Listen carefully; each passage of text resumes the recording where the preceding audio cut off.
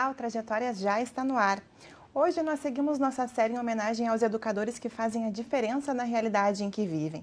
Essas pessoas que transformam o mundo através da educação e nos mostram que dá para acreditar num futuro com mudança e com esperança. Hoje o nosso convidado é o Luciano Dávila, comissário de voo, instrutor da área, né? Luciano, que dá vários cursos de formação e uma pessoa muito importante na minha vida que eu tenho orgulho de trazer hoje aqui porque aprendi muita coisa contigo, Luciano, então seja muito bem-vindo, tudo bem? Tudo bem, muito obrigado pelo convite, é um prazer estar aqui, é um prazer falar um pouquinho sobre a trajetória e também abordar, né, caminhos possíveis para que todo mundo consiga se desenvolver. Luciano, antes de começar falando sobre a tua formação na área, todo esse suporte que você dá para as pessoas, não só na área da aviação, mas em todas as carreiras possíveis, quero que tu conte para a gente um pouquinho de como é que surgiu isso, porque antes de você se tornar um educador, você viveu a experiência, né? Então hoje você ensina muito do que aprendeu também.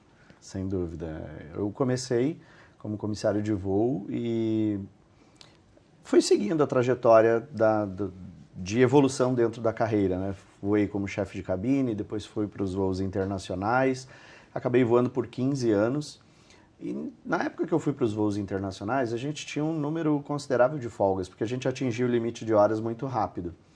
E eu acabei me envolvendo com a escola de aviação porque eu queria aproveitar o meu tempo e eu sempre gostei muito disso, isso sempre me chamou muito a atenção.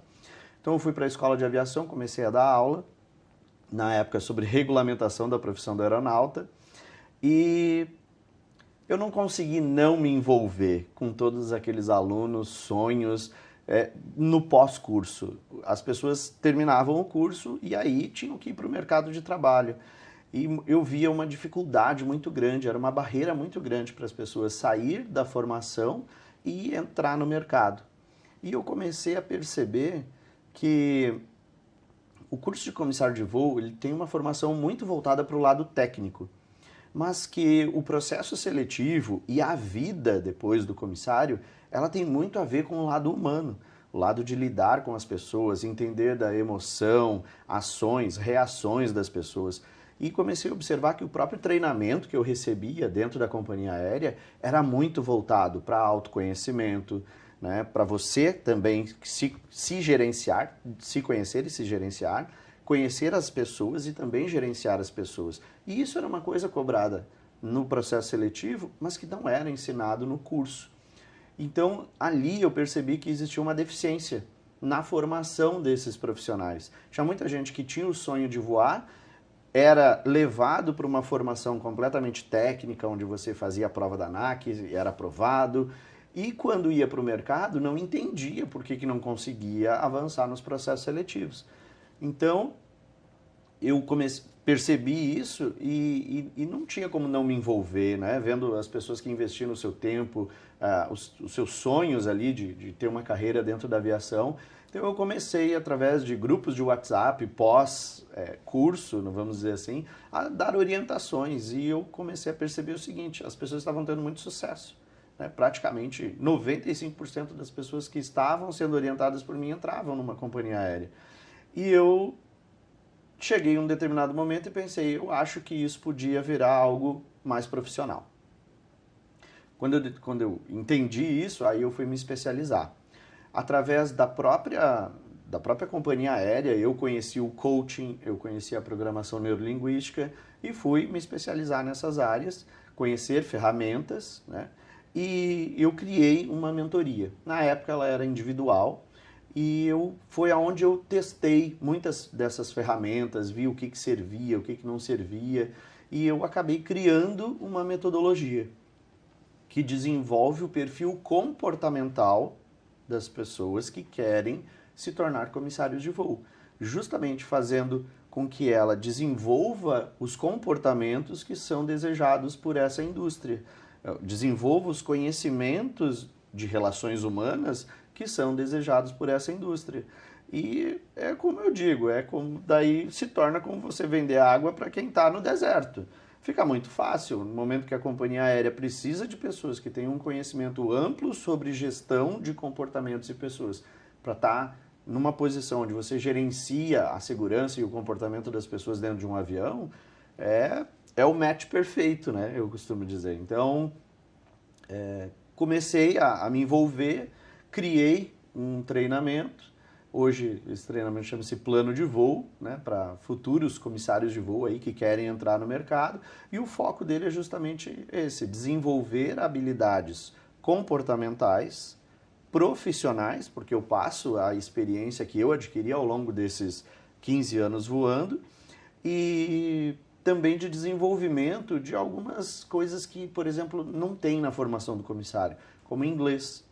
Então hoje nós temos toda uma formação voltada desde para quem está zero no idioma até a fluência, né? Então eu considero que são 4 pilares essenciais dentro do treinamento.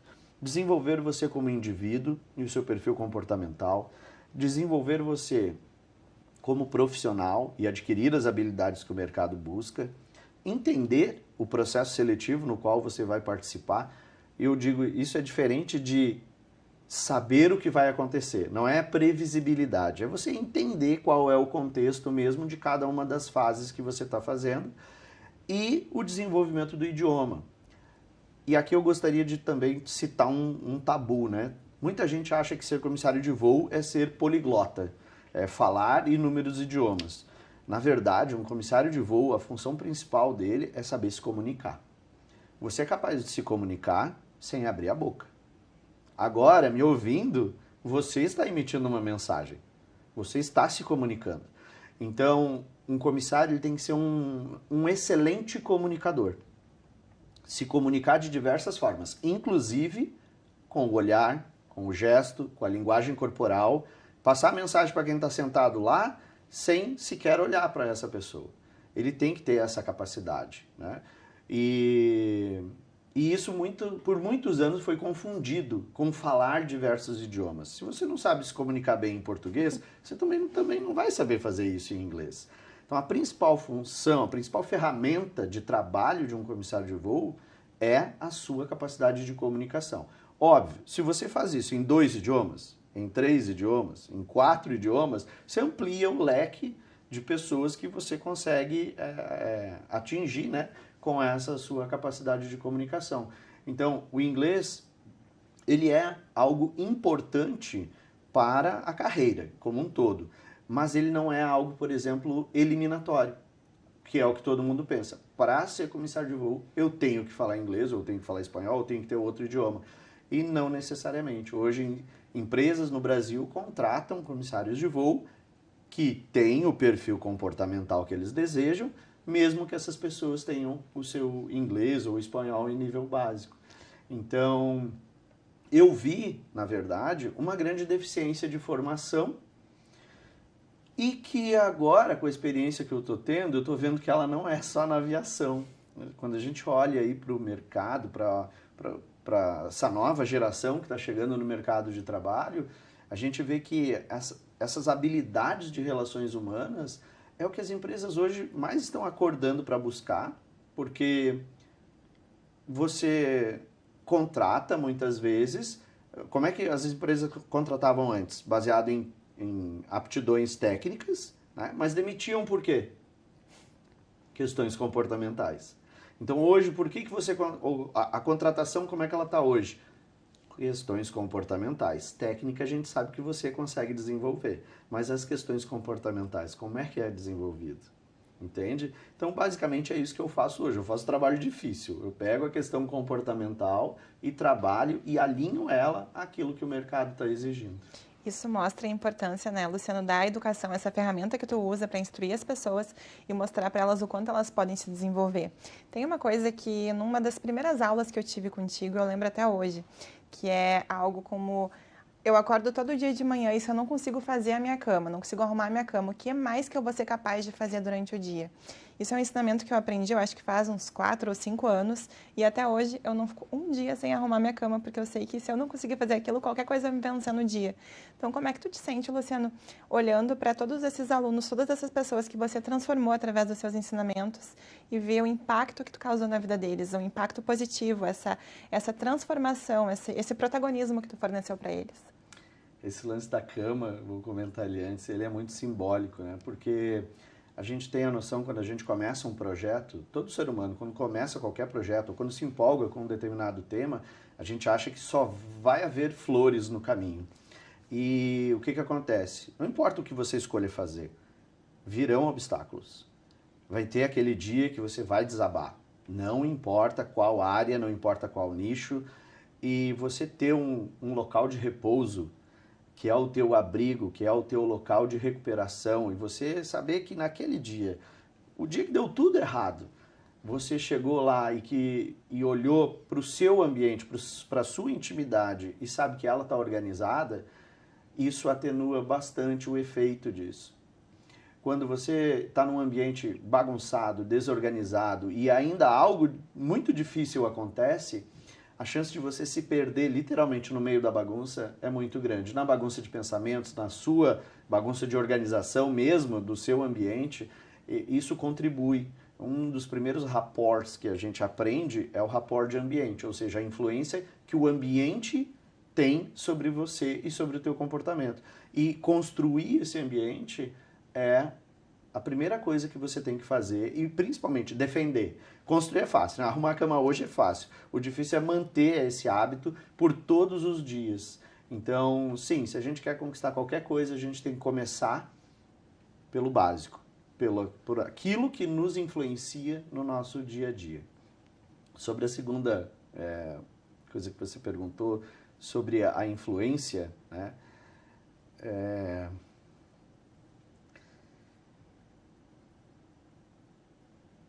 Para mim é muito emocionante isso.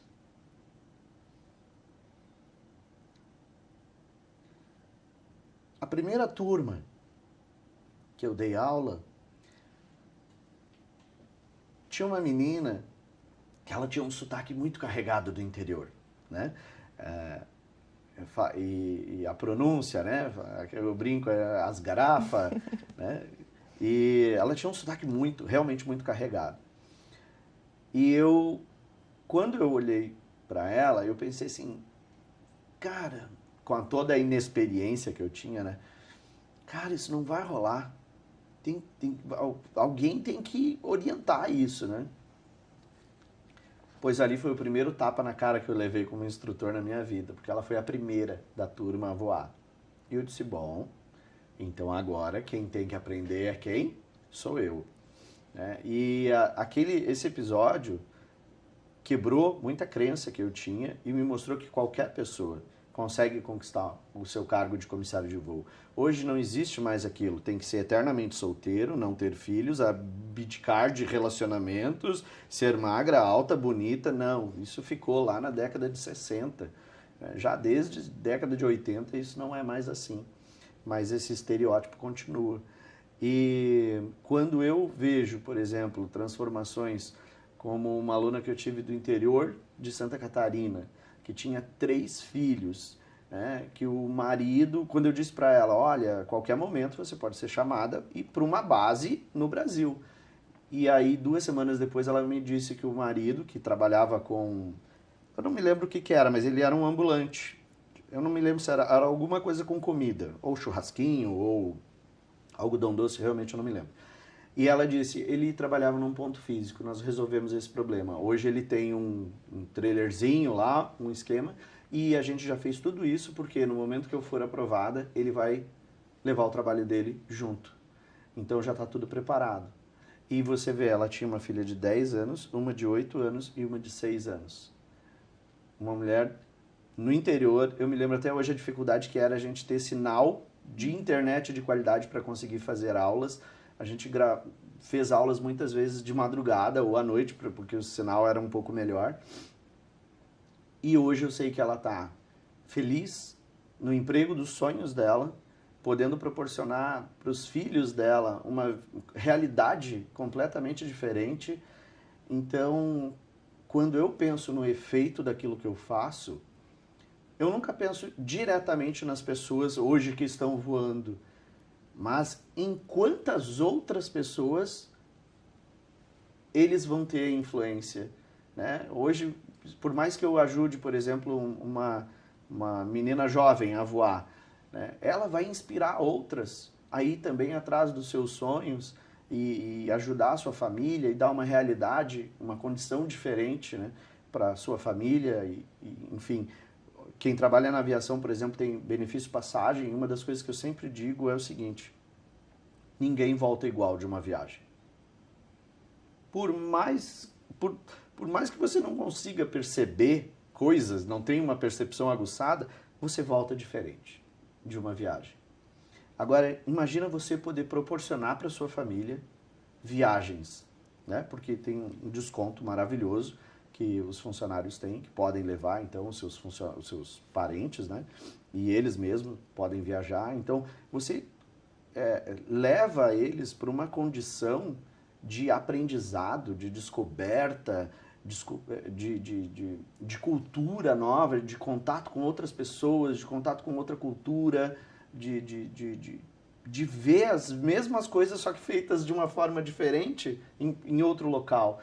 E aquilo amplia a mente das pessoas, aquilo gera, inclusive, ideias de empreendedorismo dentro da sua própria família. Então, eu conheço, por exemplo, pessoas que começaram a voar por conhecer o que tem, por exemplo, em Fortaleza, que não tem aqui no Rio Grande do Sul, resolveram empreender e trazer aquilo para o mercado no Rio Grande do Sul, sabe? E aí, hoje, já tem a família inteira trabalhando no seu empreendimento. Então, quando eu penso sobre transformação, eu sempre vejo esse ambiente macro e vejo a potência que isso tem, né? E como é que pode? Isso nasceu do desejo que a pessoa teve de crescer, de evoluir, de se desenvolver como ser humano, como profissional.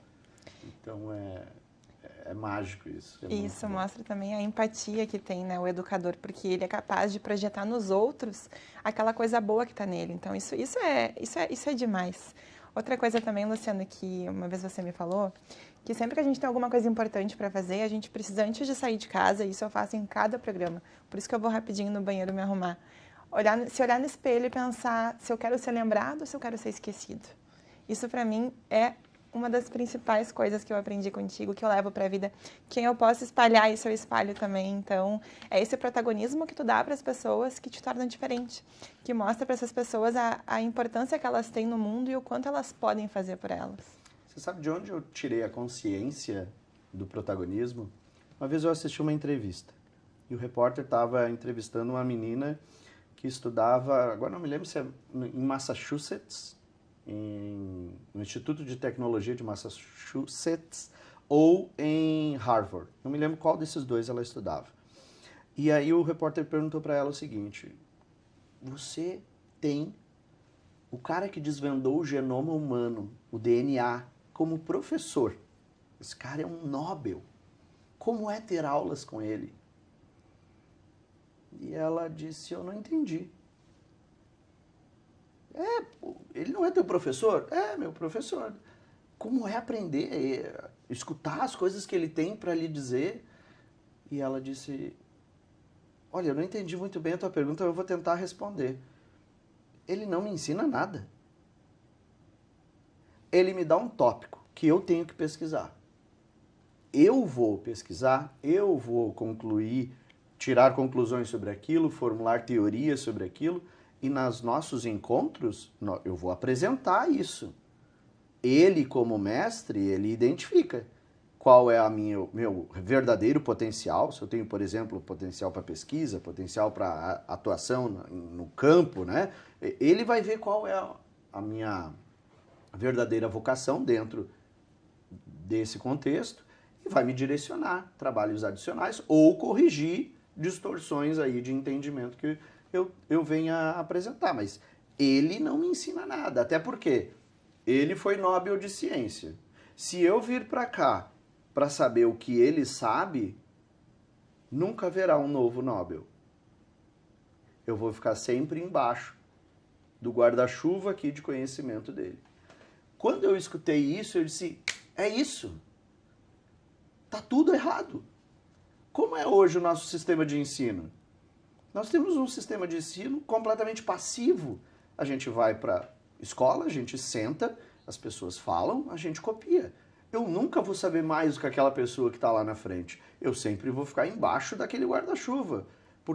E ainda daquilo que eu lembrar, daquilo que eu conseguir absorver. Então, isso é um sistema muito passivo. Onde está o meu protagonismo? Onde está eu ir numa biblioteca, fazer uma pesquisa, formular um entendimento? Aí eu conheci uma coisa muito louca também chamada pirâmide do aprendizado do William Glasser. Recomendo que quem está ouvindo a gente coloque aí no Google e pesquisa aí. Pirâmide do aprendizado de William Glasser. E lá ele está explicando o seguinte, que a eficiência de aprendizado de quem lê, ouve e escreve, ela gira em torno aí de 10% a 40%. Só que quando você se propõe a ensinar alguém algo, a discutir sobre algo, a eficiência daquilo que você está aprendendo vai de 80% a 95%. Então eu disse, é isso, de novo. As pessoas têm que ir atrás. Não é o professor que ensina, é você que tem que decidir aprender. Enquanto essa chave não gira, a gente fica patinando, a gente fica embaixo do guarda-chuva dos nossos mestres. E você pode ser muito melhor do que eu, você pode conseguir conquistas, descobertas e muito além do que eu consegui, porque eu acordei muito tarde. Você é muito mais nova do que eu, você tem a chance de literalmente fazer novas descobertas e ir muito mais longe. Mas essa chave tem que girar. A gente tem que sair do conceito passivo de ensino e ir para o modelo ativo. Modelo ativo é onde eu pesquiso, eu formulo, eu me proponho a ensinar alguém. Por exemplo, dentro do meu treinamento, nas aulas de inglês, nós temos um determinado tema. E toda semana são 2 alunos escolhidos para ensinar para o grupo aquele tema. Então as pessoas têm que fazer pesquisas durante uma semana, elas pesquisam, elas montam um PDF, elas pesquisam exercícios, uma forma divertida, áudios, elas montam e eu tô sempre instigando eles para quê? Ó, se não vir ninguém na sua aula, é porque faltou convite, faltou carisma, faltou criação de relacionamento. Então você tem que envolver todas as pessoas para trazer eles para sua aula. Já começa por aí. Criação de relacionamento é muito bonito no papel. A gente tem que fazer acontecer na prática. Então vamos para o campo de batalha. Outra, você vai formular uma aula, você vai pesquisar, você vai formular um PDF, você vai explicar tudo isso em aula para os outros. Qual agora o nível de conhecimento que você vai ter sobre aquele tema? É bem diferente de você vir para uma aula e ficar ouvindo o que alguém está dizendo. Ou seja, você nunca mais vai esquecer aquilo ali. Só que a grande sacada é a seguinte, sempre esteve na sua mão escolher. Você quer sentar e ouvir alguém falar? E depois dizer, eu não gosto do método. Esse método para mim não serve? Ou até quando, na verdade? Essa é a grande pergunta. Até quando você vai ficar culpando os métodos em vez de você chamar o protagonismo para você e dizer, eu vou aprender esse negócio. De um jeito ou de outro, eu vou encontrar. Eu vou eliminar 10 métodos que eu encontrar, mas eu vou aprender. E vai atrás, e pesquisa. Sabe? Essa virada de chave é o que todos nós precisamos fazer. E eu vejo, assim, pessoas que hoje conquistaram suas asas, proporcionam coisas novas para sua família, eles não ficaram esperando. E isso é o que eu entendo que é o grande legado. Porque eles mostraram, por exemplo, essa menina que eu falei, ela mostrou para as 3 filhas que não importa a condição que tu esteja, não importa o quanto aquilo seja distante da realidade que tu vive, você é capaz de conquistar. Só não consegue quem desiste nesse caminho, né, Luciana? Mas fala para mim, então, o que é a educação para ti? O que significa esse processo transformador? Vamos lá. A educação, para mim, ela é uma energia. Ela é uma energia que vibra. E quando essa vibração, essa energia vem até mim, eu entendo que eu sou um conector. A minha função, meu papel principal é fazer essa energia fluir. Porque ninguém é dono de nada. Eu não entendo que a gente é dono do conhecimento, do saber, até porque a gente não sabe tudo, né? E isso eu aprendi com uma história muito simples que eu vou contar. Existia uma ilha e quem morava nessa ilha era levado e trazido pelo seu João, numa canoa. Um belo dia ele está levando uma advogada e um professor. E aí o professor pergunta para o seu João, o senhor sabe ler e escrever? E ele disse, não sei não, senhora. Que pena, seu João, o senhor perdeu metade da sua vida porque um mundo de possibilidades se abre quando o senhor sabe ler e escrever. Aquilo chamou a atenção do advogado e ele perguntou, o senhor conhece alguma coisa sobre leis? E ele disse, não conheço não, doutor. Ele disse, que pena, você trabalha o dobro por não conhecer os seus direitos e perde literalmente metade da sua vida fazendo isso. Só que aí a canoa virou e o seu João perguntou para eles, vocês sabem nadar? Moral da história é a seguinte, não existe saber mais importante do que o outro. Tudo é conhecimento. E ele tem a sua aplicabilidade. Então eu entendo que a educação, ela é literalmente uma energia que, quando a gente recebe, a gente tem que passar para frente. Então se você aprendeu algo, passe esse algo para frente. Passe coisas boas para frente. Isso é um poder que a gente tem na mão e que muitas vezes, pela própria influência que a gente tem de ambiente, meios de comunicação, a gente acaba tendo a tendência de passar só o que é ruim. E esquece de passar aquilo que é bom, aquilo que você descobriu. Às vezes guarda uma vantagem competitiva, né? O mercado capitalista é muito assim, né? A informação chegou para mim, então aquilo fica comigo. Agora vamos rentabilizar essa informação. E eu vejo a educação como um fluxo contínuo de vibração, de energia e que tem que ser passado. Quanto mais ela gira, quanto mais ela flui, mais prosperidade, mais abundância ela gera. Então, se eu pudesse dar uma recomendação só sobre o saber para alguém, seria essa. Faça com que ele flua. Hoje tu trouxe inúmeras recomendações, inúmeros ensinamentos pra gente que vão perpetuar para a vida, Luciano. Mas essa conversa, o tempo passa voando, né? É E de voar, tu sabe bem. Então, vamos deixar um recado para quem está assistindo a gente, para os teus alunos, né? Um recado para as pessoas que estão envolvidas na tua vida. Legal. Bom, vou me direcionar ao público que quer ser comissário de voo.